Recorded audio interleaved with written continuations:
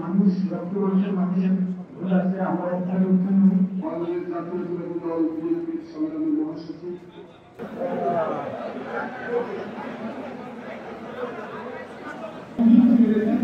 প্রদান করেছেন আমাদের যদি ক্ষমা করে দিয়ে আল্লাহ তাকে আল্লাহ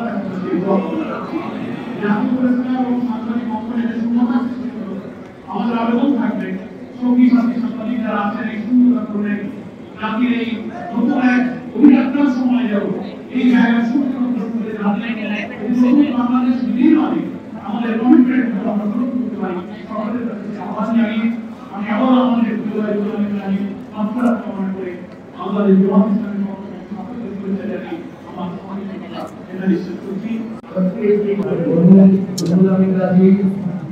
বাংলাদেশের স্বাধীনতা আন্দোলনের পরিচিত সংগ্রামী একজন নাম ছিলেন এবং গণতন্ত্রের জন্য লড়াইয়ে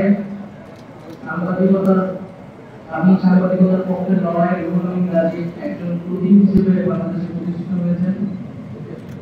আমরা অন্তর্বর্তীকালীন সরকারের পক্ষ থেকে শোক প্রকাশ করছি এবং তার পরিবার এবং তার সতীর্থদের প্রতি সমবেদনা জানাচ্ছি। এই জুলাই অভ্যুত্থানের পরে আমরা যখন নতুনভাবে বাংলাদেশে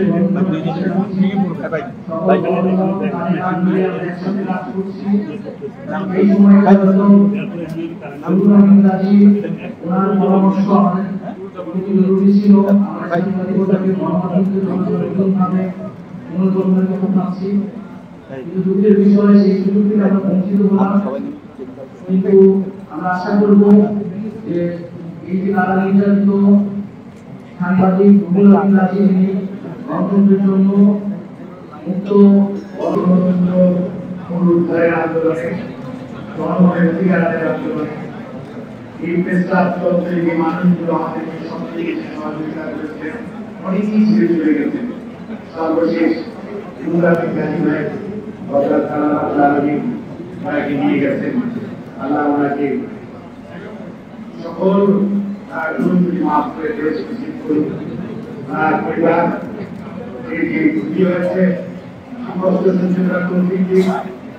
সহকর্মীরা এবং এই শূন্যতায় আছে সেটি ওনারা যারা হয়ে গেলেন তাদের দায়িত্ব হচ্ছে গাজী ভাইয়ের অসমাপ্ত কাজ, গাজী ভাইয়ের যে নেতৃত্ব মানুষ কত দিন বুঝতে পারে একটি ঘটনা বলবো।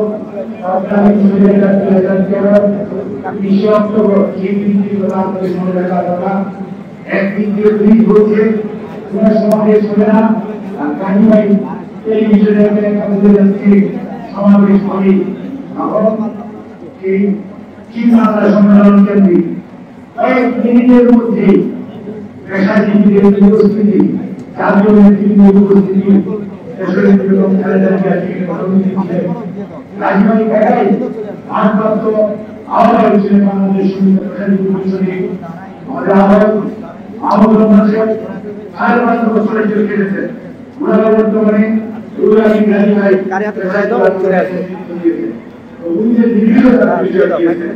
সর্বশেষ এই ছাত্র জনতার গণঅভ্যুত্থানের লাস্টটি 4 তারিখে আমাদের সমাবেশ ছিল প্রেসক্লাবের সামনে।